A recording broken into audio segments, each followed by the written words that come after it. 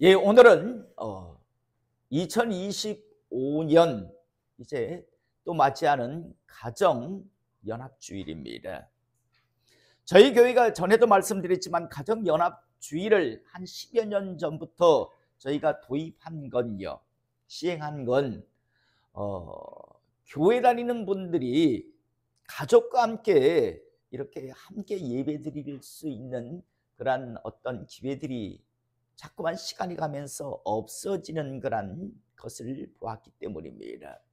식사당번, 또 뭐 주일학교, 교사, 또 그 외의 각양의 어떤 직을 감당하다 보니까 항상 집에서 같이 출발하는 그런 모습들을 가질 수가 없어서, 그래서 그 날만큼은 모든 걸 다 중지하고 온 가족이 함께 집에서 출발해서 같이 하나님 앞에 예배도 드리고, 또 오후에는 좋은 그런 가족과의 화목의 시간을 가지라는 의미에서 가정연합주일을 저희들이 이렇게 만들었습니다. 얼마 전에 어떤 보도를 보니까 우리나라 모든 사람들, 한때는 자녀였지만 어느 순간 보면 이제 부모가 되기도 하잖아요. 그런데 우리나라 사람들이 가장 상처를 많이 받았던, 다시 말해서 상처를 많이 주었던 대상이 누군가 하면 부모라고 합니다. 우리나라 사람들의 대부분의 사람들은 부모로부터 상처를 가장 많이 받는다라고 합니다. 물론 그 부모 역시도요, 그 윗 부모에게 또 상처를 받고요. 그러다 보니까 상처의 되물림이 계속 이루어지고, 그래서 어느 정도 이제 성장하고 나면 자꾸만 부모와 자녀 간의 그런 단절의 모습들이 많이 나온다라고 하는데, 큰 사건을 일으킨 사람들의 대부분 가정사를 조사해 보면 대부분 아버지에게나 어머니에게, 어머니가 중도에 도망을 갔거나 아이를 두고, 아니면 아버지가 너무 폭력적이거나 이런 가정에서 성장한 그런 사람들이 굉장히 많다라는 그런 연구 결과를 한번 제가 본 적이 있습니다. 사랑하는 성도 여러분, 저는 오늘 이 시간 우리나라의 그런 많은 자녀들이 경험해 보지 못한 것들을 우리 교회는 이제 매 가정연합주일에는 하기를 원합니다. 특별히 우리 어미 아비가, 어머니 아버지가요, 자녀들을 위해서 축복하는, 손을 얹고 축복하십시오. 부모는 눈에 보이는 하나님의 대리자입니다. 그래서 하나님께서는 부모를 공경하지 않는 자는 죽이라고까지 말씀합니다.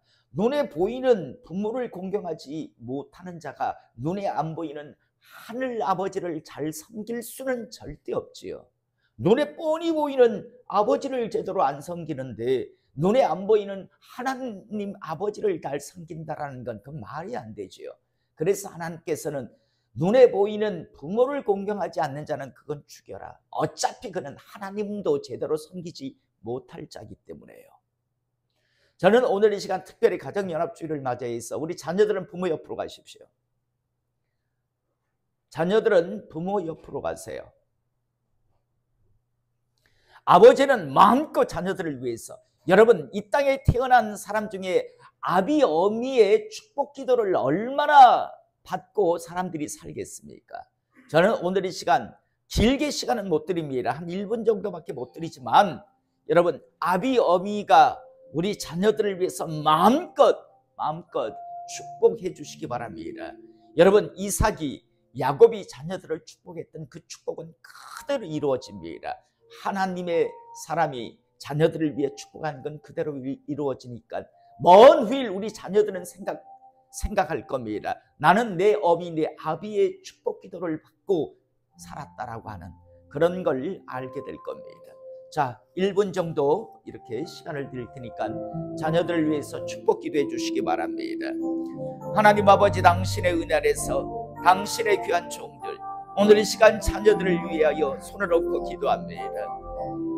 아브라함이 자녀들을 위하여 이삭이 자녀들을 위하여, 야곱이 자녀들을 위하여, 요셉이 이제 아비 야곱에게 자기 자녀들에게 축복해 달라고 할 때 그 축복의 기도들이 모두 응답되었던 걸, 그 기도의 내용대로 그들이 그러한 삶을 살았던 걸 저희들은 하나님의 말씀을 통해서 분명하게 보았습니다. 주여, 오늘 이 시간 하나님의 종이자 이제 자녀들의 아비 어미가, 이제 눈에 보이는 그 아비 어미가 자녀들을 위하여 주님의 이름으로 손을 얹고 축복하오니 그 축복이 저들의 삶 속에 이루어지게 하시고, 먼 후일 자녀들 역시도 성장하여 나중에 가정을 이루었을 때 자녀들을 위하여 마음껏 하나님의 이름으로, 주님의 이름으로 축복하여 줄 수 있는 그런 믿음의 부모들이 되게 하여 주시옵소서. 주여, 주여, 저들의 기도에 보증하시고 축복하여 주시옵소서. 주여 아버지, 이 모든 것 예수님의 이름으로 기도드리옵나이다. 아멘.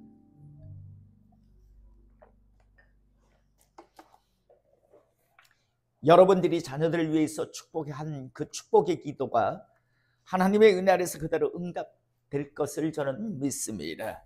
나아가 먼 후일 여러분들의 자녀들이 또 성장하여 믿음의 부모가 되었을 때 자신들의 자녀를 위해서 하나님의 이름으로 손을 얹고, 나도 내 부모로부터 축복의 기도를 받으며 성장했고 살아왔고, 너희들에게도 이제 축복의 그런 기도를 물려준다라며 축복 기도해 줄 수 있는 그런 믿음의 가문들이 꼭 될 수 있기를 다시 한번 주님의 이름으로 축복합니다.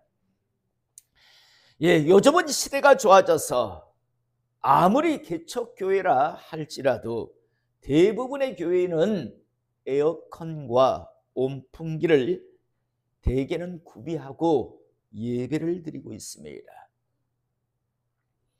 교회가 에어컨을, 온풍기를 구비하는 이유는 무엇일까요? 예배에 참석한 성도님들이 최소한 더위 때문에, 추위 때문에 하나님께 예배 드리는 것이 방해를 받지 않게 하려고 하는 교회의 배려일 것입니다. 생각해 보면요, 예전 저희가 어렸을 때만 하더라도 주일날 교회에 가면 여름에는 더위 때문에 헉헉거려야 했고요, 겨울이면 추위 때문에 특히 저 같은 경우에는 발이 시려워서 참 많이 고생을 했던 그런 기억을 저는 가지고 있습니다.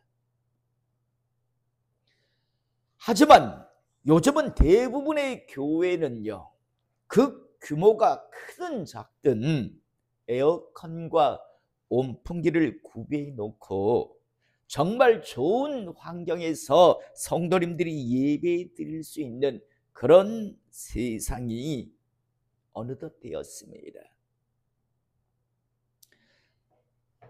그런데 가끔 교회 안에 있는 분들 중에서 이런 이야기를 하는 분들이 있는 것을 보게 됩니다.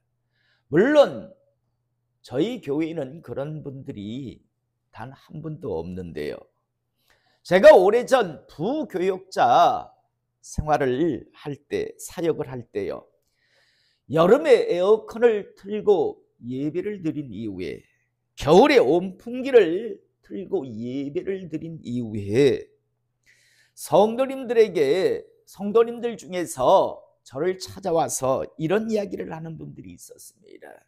전도사님, 예배 시간에 에어컨 온도 좀 올려주세요.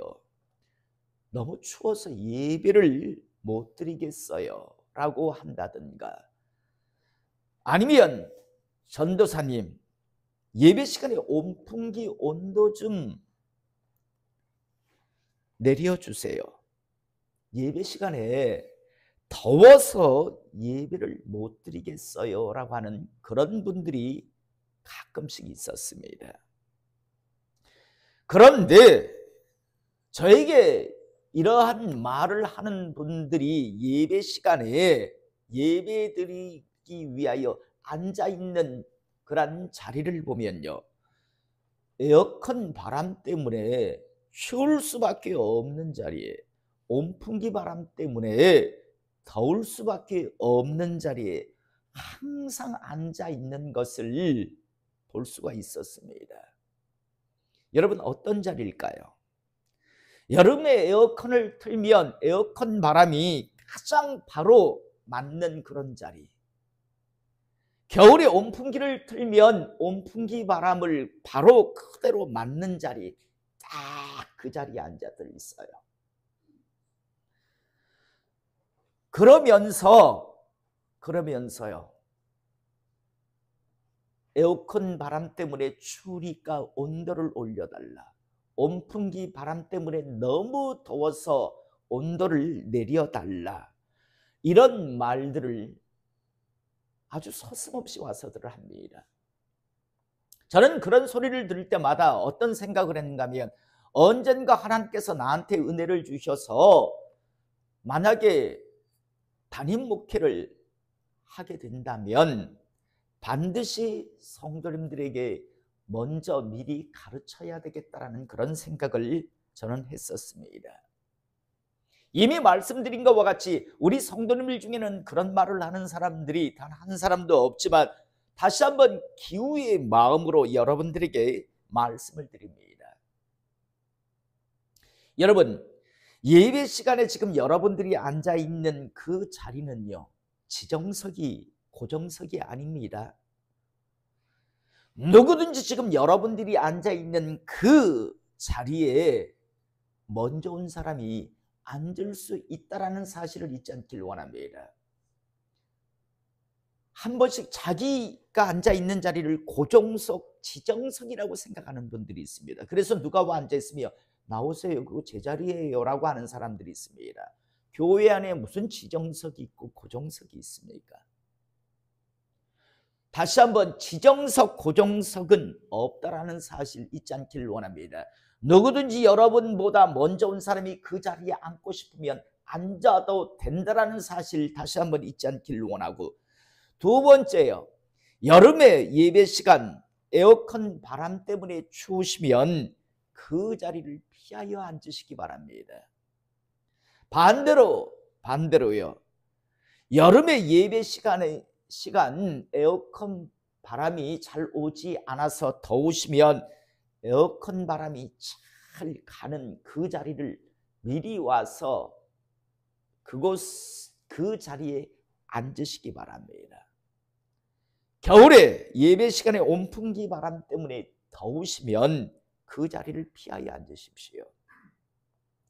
또 반대로 겨울에 예배 시간에 많이 춥다라고 느끼시면 온풍기 바람이 잘 가는 그런 자리를 미리 와서 꼭 앉으시기 바랍니다.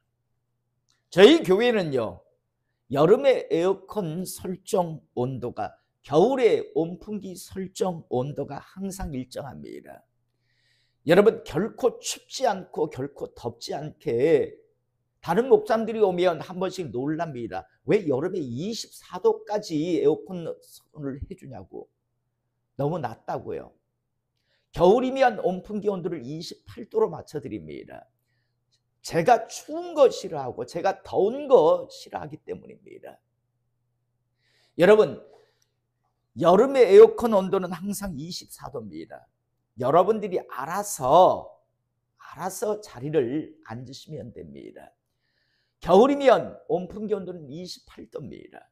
웬만하면 춥지 않고 웬만하면 덥지 않는 아주 나름의 적정의 온도라고 생각해서 그렇게 항상 설정 온도가 정해져 있는데, 여러분들이 찾아와서 목사님 에어컨 온도 올리세요 내리세요, 온풍기 온도를 올리세요 내리세요 한다고 올리고 내리지 않습니다.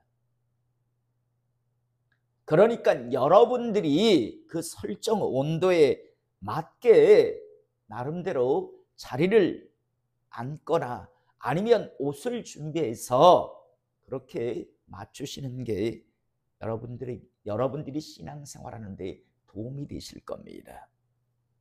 사랑하는 성도 여러분, 지금 제가 왜 이런 말을 한다고 생각하십니까? 성도님들에게 온도 때문에 불평불만하지 마세요라고 그런 의도로 지금 의미로 지금 이런 말을 지금 한다고 생각하십니까? 그게 제가 지금 말하는 전부라고 생각하십니까? 아닙니다. 이건요, 여러분들이 신앙생활을 함에 있어서의 그런 전체적인 마음의 자세, 또 마음에 품어야 하는 그런 모습이기 때문입니다. 많은 사람들이요, 교회를, 심지어 목회자를 자기 마음에 맞게 교회를 꾸미고 교회를, 목회자를 그렇게 끌고 가려고 하는 사람들이 종종 있습니다. 여지껏 저는 그런 사람이 있으면 죄송하지만 불러서 다른 교회를 가주십시오라고 그렇게 말했습니다. 당신에게 맞추고 싶은 마음이 없습니다. 하나님에게 맞추고자 하지 일개 당신에게 맞출 그런 마음이 교회도 없고 목회자도 그런 마음은 없으니 당신에게 맞는 교회를 가십시오라고 항상 그렇게 권했습니다. 아주 은밀하게 조종을 하려고 하는 사람들이 실은 종종 있었습니다. 아주 교묘하게요. 여러분, 심지어 어떤 분은요, 이런 찬양을 갖다가 좀 하면 어떻겠습니까? 라고 하면서 우리 교회 찬양의 어떤 방향까지도요, 간섭을 하려고 하는 사람들도 있었습니다. 이런 찬양을 좀 많이 부르고 이런 찬양은 좀 지양하시지요. 이런 말씀은 좀 이렇게 하시고 이런 말씀은 좀 안 했으면 좋겠는데, 이런 사람도 실은 있었습니다. 저는 그런 사람을 볼 때 이 사람은 아니다. 저는 좀 심하게 보면 사탄의 앞잡이로 봅니다. 왜냐하면 어디 감히 자기가 좌지우지를, 교회를 좌지우지하려 하고 목회자를 자기 마음대로 좌지우지하려고 합니다.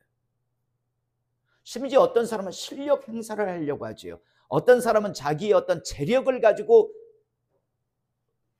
좌지우지하려고, 어떤 사람은 자기의 어떤 다시 말해서 자기를 따르는 사람이 이 정도 있으니까 내 말을 좀 들어야 되지 않겠습니다라고 하는 사람들까지도 있었으니까요.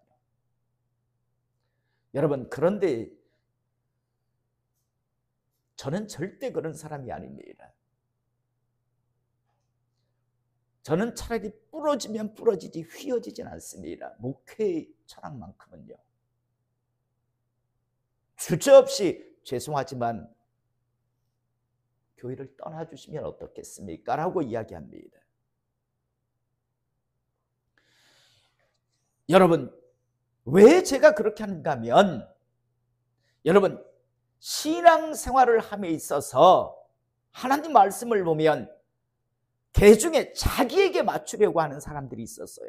하나님께 자기가 맞추려고 하는 게 아니라 하나님을 자기에게 맞추려고 하는 사람. 하나님께서 뭔가를 말씀하고 나면 하나님의 말씀보다는 자기 생각에 그 모든 것들을 맞추려고 하는 그런 사람들이 종종 있었는데, 그런데 그 결과는요, 언제나 항상 비극이었습니다.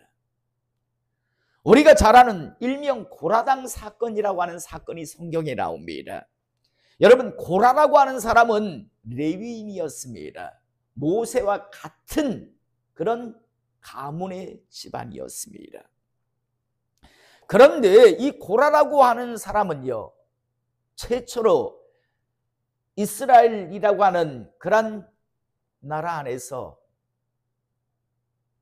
당을 지어서 반란을 일으킨 사람입니다. 반란의 이유는 무엇인가 하면, 아니 지난해나 뭐 별 차이 없는데 같은 레위인이고 같은 가문, 고앗 가문인데, 그런데 왜 모세 지가 리더하는데, 왜 지가 지도자 노릇을 하는데, 더 나아가 왜 지 형이 대제사장하고 지 조카들이 제사장들을 하는데, 아니 왜 지 맘대로 하는데, 모세 지가 왜 지도자야? 왜 모세 형 아론이 대제사장 해? 그리고 아론의 아들들은 왜 제사장 하지? 그러면서 고라 자신은 뭐라고 생각하냐? 왜 우리 집안은 성전에서 그냥 일하는 사람이 하지? 나도 지도자 할 수 있는데. 이런 생각으로 그는요, 원망 불평의 마음을 갖습니다.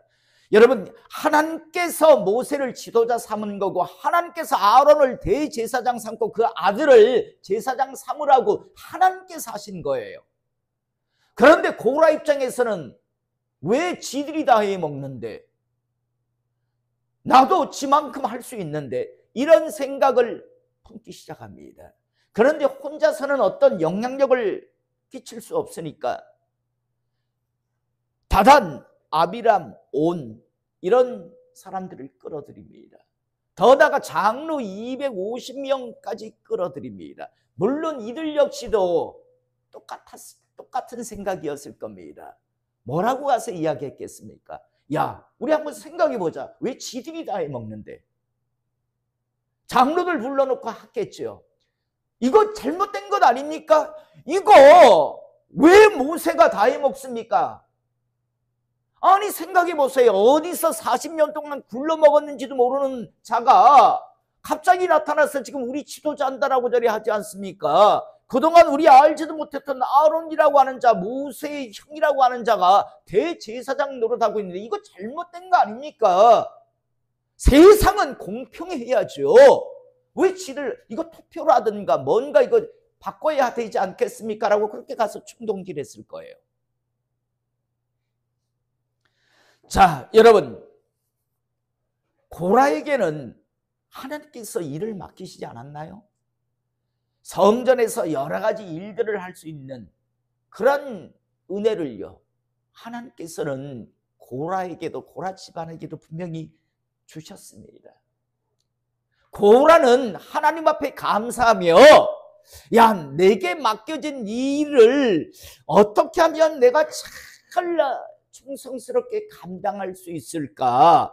이런 생각, 이런 고민을 했어야 했었습니다. 그런데 고라는 하나님 앞에 감사하고 내가 이 일을 얼마나 어떻게 하면 잘 감당할 수 있을까? 그 고민을 한 게 아니라 왜 지들이 다 해먹는데? 라고 생각을 하고 원망 불평의 생각을 갖고 다른 사람들에게 그 원망과 불평의 마음들을 계속 퍼뜨렸습니다. 그런데 결국요, 그 결과는 모조리 다 비극이었습니다. 하나님의 향로에서 불이 나와서 다 태워 죽이기도 하고 하나님께서 땅을 쭉 갈라서 그 안에 다 파묻어 버립니다. 여러분, 고라의 비극이 뭡니까?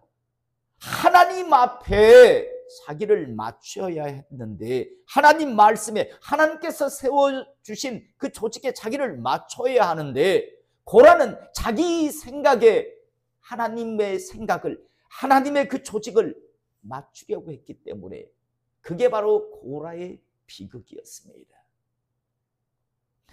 또 오늘 우리가 읽은 본문 말씀 누가복음 23장에 보면 대제사장들과 관리들과 백성들이 다 빌라도 앞에 나와서 이야기합니다. 뭐라고요?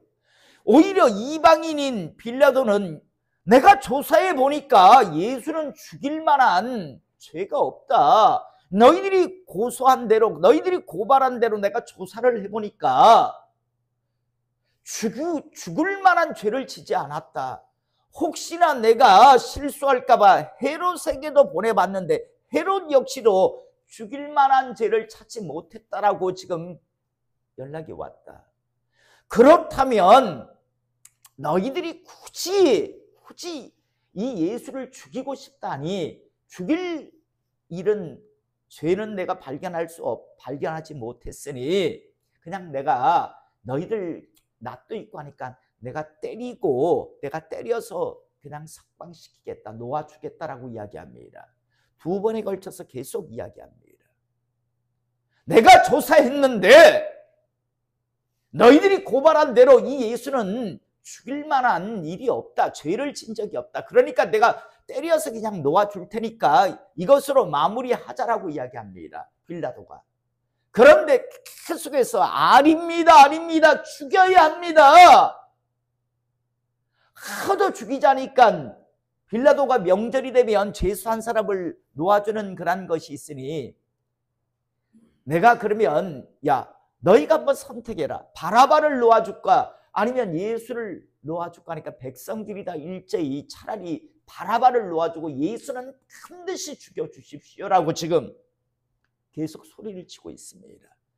결국 빌라도가요. 그래 너희가 그게 소원이면 그래 너희 알아서 그렇게 해줄게. 그래서 예수님을 십자가에 못 박게 됩니다. 저는 오늘 이 시간 이 예배를 통해서 한번 생각해 보기를 원합니다. 여러분 왜 이스라엘 백성들은 대제사장에서부터 바리새인 장로들 백성들이 그렇게 다 예수를요 아니 놓아주겠다고 하는데 그냥 때려서 놓아주겠다라고 체면치레까지 다 해주겠다라고 하는데도 불구하고 왜 그렇게 이들은요 예수를 십자가에 못 박아 죽여달라고 그렇게 난리를 쳤을까요? 그 이유가 무엇이었을까요? 여러분 이 모든 사람들에게는 자신들이 원하는 메시아 그리스도의 상이 있었습니다. 예를 들까요?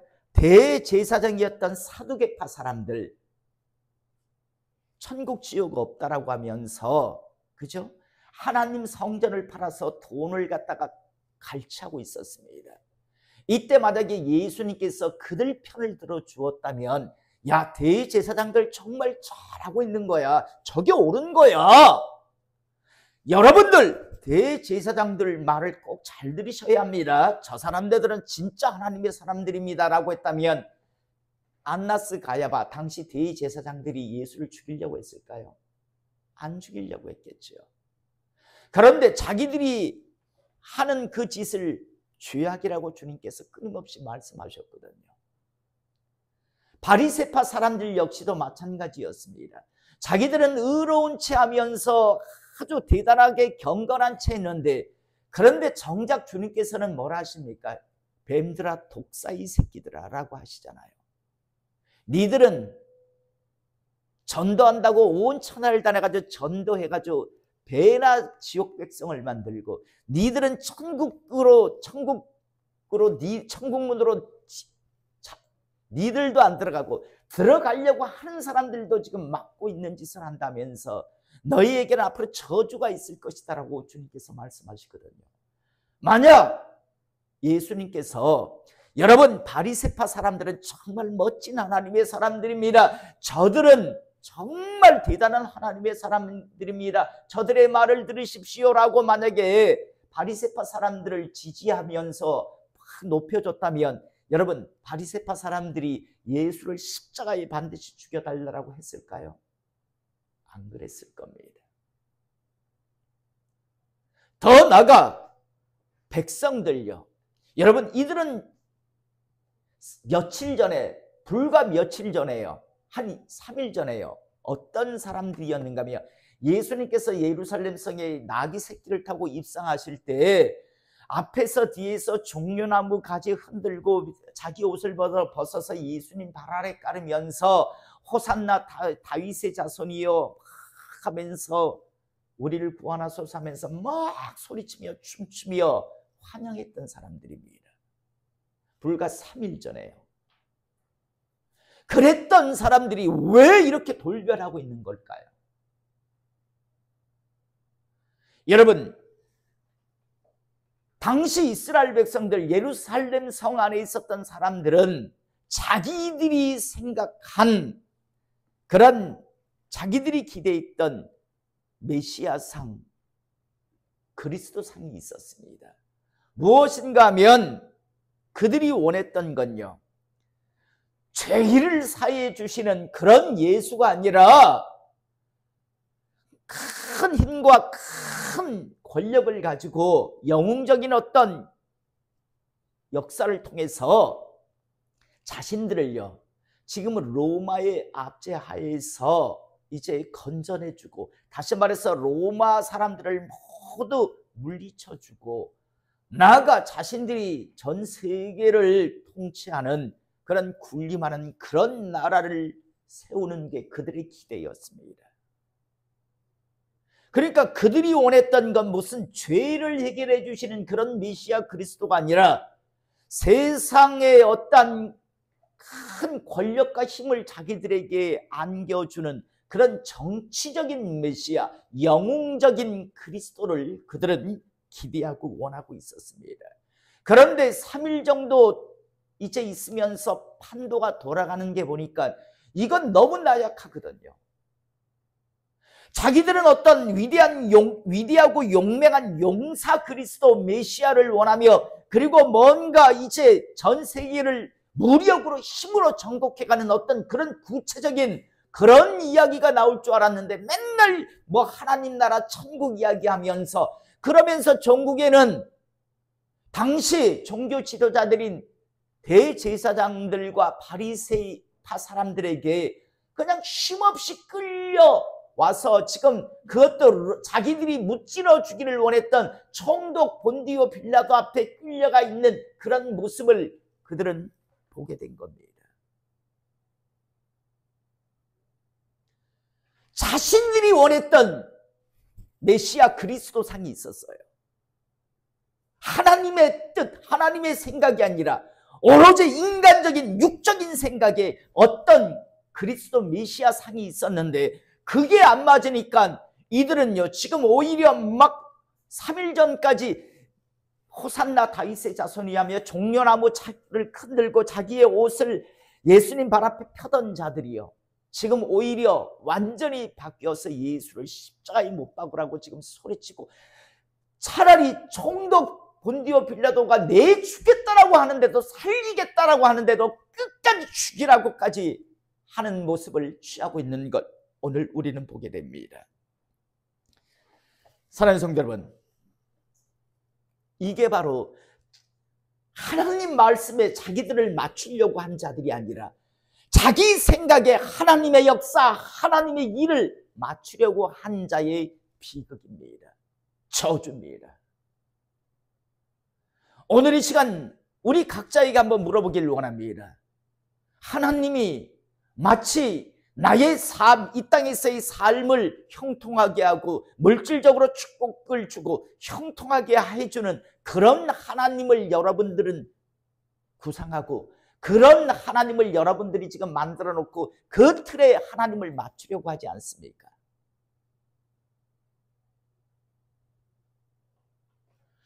제가 말씀의 서두에서 에어컨 온도를 높이라 낮추라, 온풍기 온도를 높이라 낮추라, 여러분 자기가 맞는 자리로 옮겨줘야 하는데, 그게 아니라 자기에게 교회의 모든 그 작은 부분이지만 그걸 맞추려고 하는 사람들, 여러분 나이가 들면 몸의 온도가 떨어집니다. 그래서 웬만한 온도에도 추위를 느낍니다. 피가 끓는다. 젊은이는 피가 끓는다잖아요. 대신 젊은 사람들은요, 대신 많이 더워합니다.